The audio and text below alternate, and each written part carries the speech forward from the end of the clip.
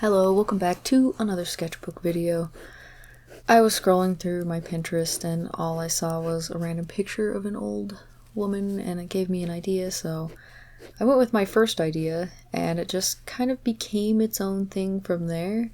Actually, the way I had drawn her hands made me get the idea of a weird pickled crow, so I went with that. I'm a little disappointed because I wanted to have kind of a glow about it, and I didn't do a very good job with that. And I was thinking about one of the old little comics that I did for Inktober years ago now, and I had done a decent glow on that jar. I mean, I did eventually scan it and edit it digitally just to get it to be, exactly what I wanted, but yeah, it was much better, and I was a little disappointed that I didn't get that, but it's okay. It could have been worse. At least you can still see what's in the jar, so yeah. Right here I was just adjusting it because I thought about kind of cocking her head to the side just to make it extra creepy, but I didn't go with that. I thought of showing that she was like missing some teeth and stuff like that, but instead I just gave her no teeth.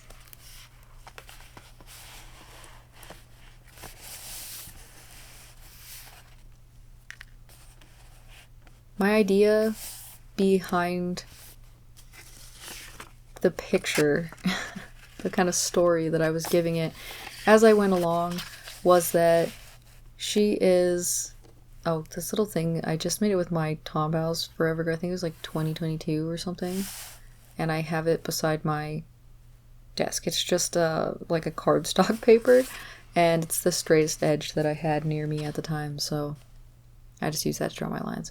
Anyway, the idea was that she was like a witch, and she doesn't have very long left, and her familiar is gone, and that's what's in the jar, and so she's going to collect a soul so that she can bring the familiar back to be with her apprentice when she's gone. So, yeah, that was why she's there and why she's talking to...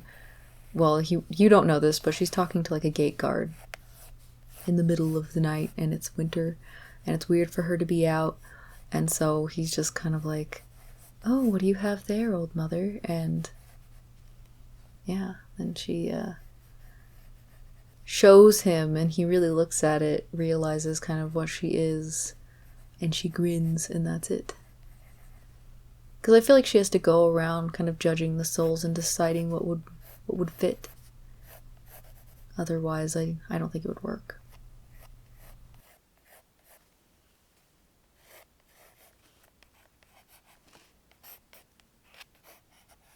I could have gone a little more detailed in some of this, but there's another time where I didn't have loads to go around. I knew that my family was going to be back from shopping pretty quickly this time. They left early and I didn't get started as fast as I should have because I had another voiceover that I needed to do before I got started, because I've been doing my best to be on top of everything and get as many videos going as possible so that I will have definitely extra on days that I suddenly have to work and I don't have time to make a video, or when we go to Canada. So I really don't want to be worried about that all the way up to that point. So yeah, I've just been taking the chances when I can, and that's why there's a few more digital videos now, because they're a little bit easier for me to make, which I've said before, but I did make her nose too long, and that was because I was actually going to have more of her, like the top of her head showing. I kind of ruined that later on. I don't know what I was doing exactly, but it's okay. It's okay. It's not a big deal, so...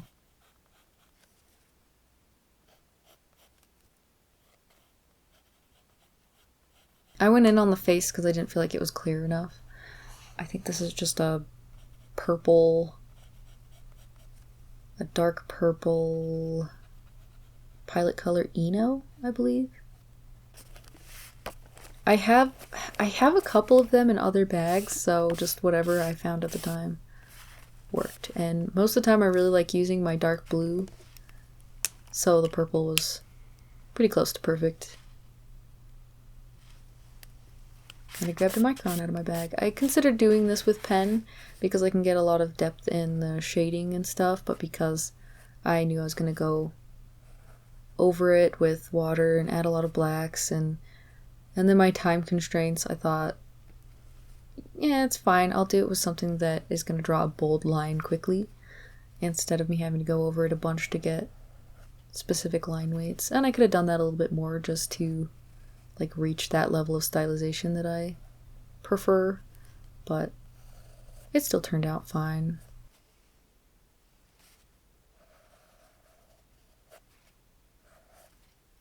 Yeah, the whole time I was drawing this, I was just thinking about the story.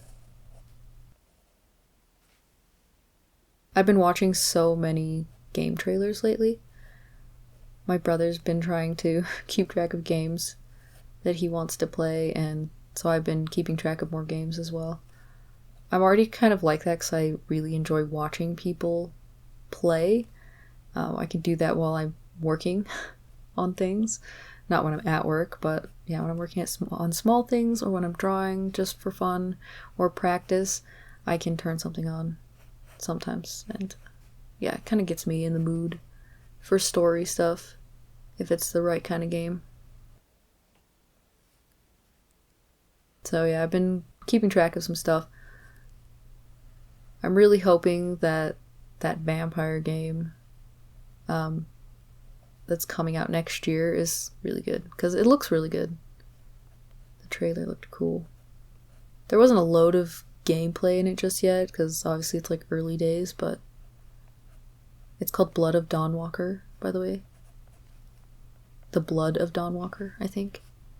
That looks cool. And I'm excited to see more about Crimson Desert and Eric Scholm. And yeah, there's a lot. I'm keeping track of a lot. It's unneeded information, but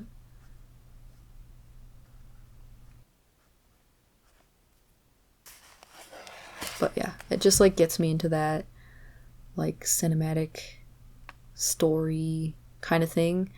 I haven't been able to watch a lot of movies lately, so I'm kind of leaning on a lot of game trailers to give me that feeling. I'm someone who really, really likes watching movies. And I'm not a critic. I'm just not. If I like it, then I give it a pass.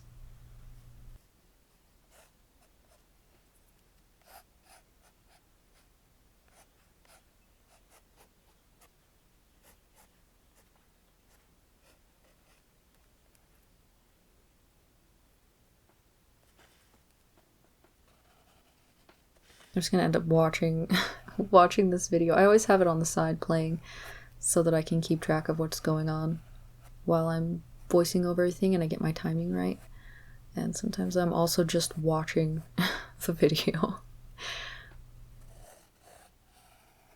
I wanted to get a certain kind of creepiness in this face, and I wanted her to seem very otherworldly without looking too intensely strange, just something, supernatural about her. I messed up the straw. It's a little crooked. But it's okay. I also do have this angled up. I sat it on one of my pencil cases because I just can't. I can't with not being able to see.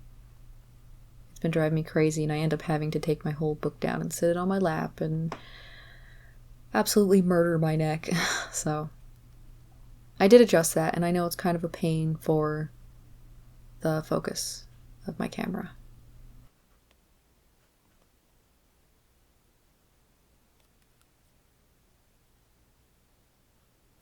I went very simple with the hair.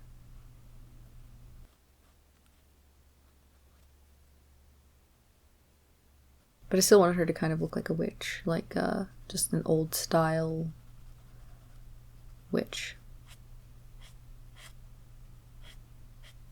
And my light changed, so hopefully I can correct that a little bit.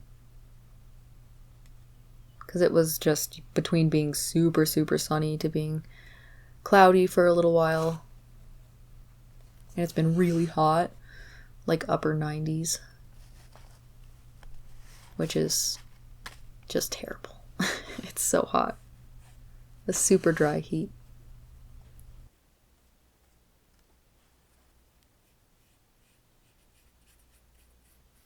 I left this part in. I know you can't see it very clearly, but you can see what I'm doing with the brush. And I was tilting it to try to make it run down. I darken it again a few times. But if you've watched any of my other videos where I do ink wash, you know that I'm going to be going over it a lot. So I did cut out quite a bit of that because it's a bit redundant. And I knew, because of how the paper was taking the ink, that I was not going to go through the trouble of mixing more ink down on a little porcelain dish. So I instead just got my color pencils out and used those instead. Just the Prismacolor ones. I don't have anything fancier than that. Considering I mostly just use them right now for sketchbook drawings, I don't really see the point in getting anything too fancy.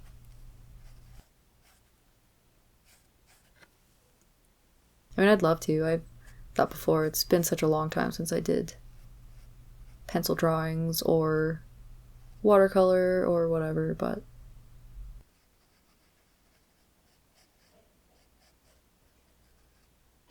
I don't have time for that. I made that jar so dark. I didn't mean to, but did end up a lot darker. But in a way, it kind of lends itself to the narrative because, yeah, he doesn't know what she has. And unless you're looking really close, you cannot see. You cannot see in there. That's why I started going a little bit more gentle on the one on this, or in this panel, because I just thought it would be better, obviously, if you could actually see what was in the jar. Obviously, without me telling you, you wouldn't get every single part of this story, but I had fun anyway. I do that so much. I have to be so careful when I'm actually trying to make comic pages, because there's so much of it that is just in my head, and I have to remember that the people reading it haven't seen all that yet. Like, they don't understand. So there's hints and parts where you have to fully just point things out or say it that I can miss. So as someone who mostly draws for themselves and kind of lives a little bit in their head, it's difficult sometimes to do that. So yeah, these are the color pencils. I got these as a gift. Just a little set. Gosh, a few years ago? Maybe quite a few years ago at this point.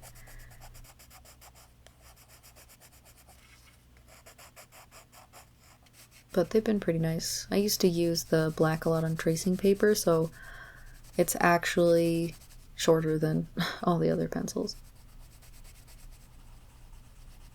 And the white color pencil is pretty nice in the set, but I like the other one that I have. It is also Prismacolor, but it's a specific kind, and I feel like it draws over things a lot better. You could tell I was a little warm because my hands are so red. I have to turn off my ceiling fan whenever I'm filming these, as I've learned, because it just makes a really horrible creaking sound. I don't notice it anymore. It's just background noise. But for everybody else, it's gotta be really annoying. Getting pretty close to the finish. I didn't feel like this was standing out enough, so I added a bit more green. I considered getting my ink out and just doing a passive green ink, but no. Anyway, this is the finished picture. Thank you so much for watching. I hope that you enjoyed it. Let me know in the comments. Have a good day or night, and bye.